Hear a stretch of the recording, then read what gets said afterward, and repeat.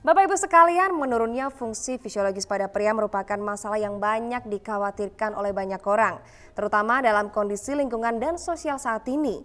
Tujuan dari seminar ini adalah untuk memberikan Anda informasi dan saran dari para ahli dan juga untuk membantu Anda lebih memahami penyebab, akibat, serta menemukan solusi yang paling tepat untuk menyelesaikannya. Terlebih guna mengatasi gangguan fungsi fisiologis pada pria. Dan untuk hari ini kita sudah kedatangan dua narasumber yang luar biasa. Yang pertama ada Dr. Jimmy selaku mantan Dekan Departemen Pengobatan Oriental Rumah Sakit Militer. Halo Dr. Jimmy. Iya, kabar baik Mbak Titi. Oke, baik, dan selanjutnya adalah aktor Indonesia, pemain FTV dan juga sinetron yang luar biasa. Ada Bapak Kris Anjar. Halo, apa kabar Mas Kris? Atau Mas Anjar saya panggilnya? Mas aja, alhamdulillah baik. Mas Anjar, oke, baik. Acaranya. Jadi begini, statistik dalam studi terbaru tentang keadaan gangguan fungsi fisiologis pada pria, ini memang bisa menjadi sebuah peringatan dan merupakan masalah yang mengkhawatirkan untuk kita semuanya, apalagi di era modern seperti ini.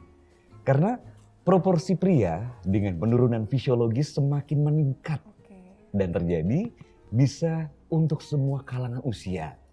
Bahkan berisiko terjadi dari kalangan muda misalnya, pria paruh baya, atau bahkan juga usia lanjut. Nah, iya, memiliki manifestasi dan bisa dibilang sangat kaya dan bervariasi.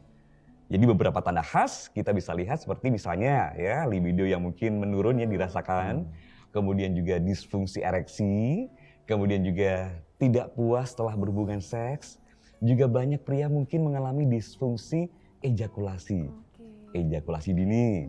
Kemudian juga mungkin ejakulasi tertunda, ejakulasi hulu ke dalam kandung kemih. Nah, ini juga salah satu yang berkaitan erat dan mungkin juga merasakan rasa nyeri ya Mas Anjar ya.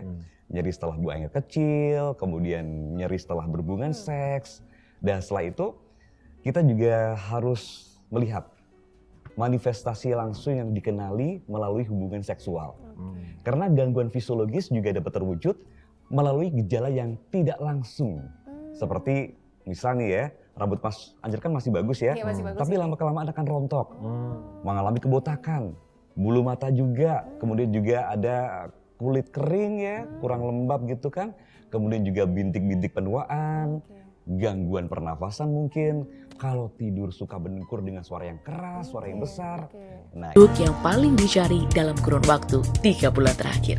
Bahan utama roket adalah ekstrak cordycepin yang ditemukan dalam cordyceps, yang merupakan tanaman cukup langka di daerah Tibet. Cordyceps Tibet sangat sulit. Mereka hanya dapat ditemukan di pegunungan yang tinggi dan tertutupi salju putih sepanjang tahun. Dengan kondisi tanahnya yang tidak tercemar, mengandung mineral yang berlimpah, dan juga kandungan nutrisi di dalamnya membuat proses eksplorasi yang sulit. Sehingga cordyceps di Tibet sangat mahal dan hanya sedikit orang yang dapat mengakses. Setelah lebih dari 10 tahun penelitian, penerapan sains dalam teknologi modern akhir Mei 2020, para ilmuwan telah mengumumkan peluncuran pil tambahan herbal roket untuk membantu mendukung perawatan fisiologis yang lemah. Ejakulasi dini disfungsi ereksi yang diekstrasi dari cordyceps Tibet. Produk Tibet telah membawa efek perawatan berbiaya tinggi untuk pasien.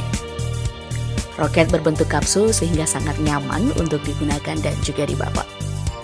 Selain itu, produk ini dikombinasikan dengan teknologi produksi modern canggih untuk mempercepat proses osmosis dan dengan kemampuan efektif 28 kali lebih tinggi dari biasanya. Dengan keunggulan yang sangat luar biasa, roket telah menerima banyak pujian dari para ilmuwan dan profesional di bidang kesehatan. Ya, saya seperti ini ya karena tuntutan pekerjaan gitu, tekanan gitu, karena stres gitu. Bukan karena, wah ternyata saya ini begini ya karena penurunan fisiologis itu gitu. Oke. Saya mungkin, kok sekarang dalam hidup saya banyak perubahan ya. Apalagi ketika memasuki fase pernikahan. Banyak masalah yang terjadi dalam hidup pernikahan. Nah, tetapi sebagian mereka merasa subjektif. Mereka tidak memperhatikan untuk mengatasinya seperti apa dan bahkan udahlah membiarkannya. Membiarkan saja ya. Sampai gejala itu bertumpuk dan bahkan menimbulkan penyakit baru. Baru-baru nih kalau misalnya sudah sudah sadar, itu sudah bertumbuk, waduh bingung cari klinik, cari pengobatan. Tapi juga sebagian lagi merasa prihatin Mas Anjar. Karena mereka takut dan mungkin juga tidak mengunjungi, tidak mencari instruksi yang benar seperti apa. Sehingga kebingungan itu terus menyelimuti hidup mereka dan tidak menemukan solusi yang tepat. Baik, ini kembali ke ceritanya Mas Anjar nih.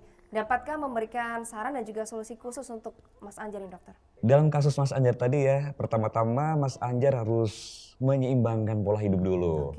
Mengatur kembali kegiatan yang dijalankan, kemudian mungkin juga rutinitas ini ya dalam kehidupan. Karena kerja, kemudian sebagai aktor gitu kan, banyak sekali ya. Terus ini Mas, masalah tidur. Jangan suka begadang. Waktunya tidur, istirahat, jadi seimbang. Kemudian juga asupan gizi, nutrisi yang cukup, dan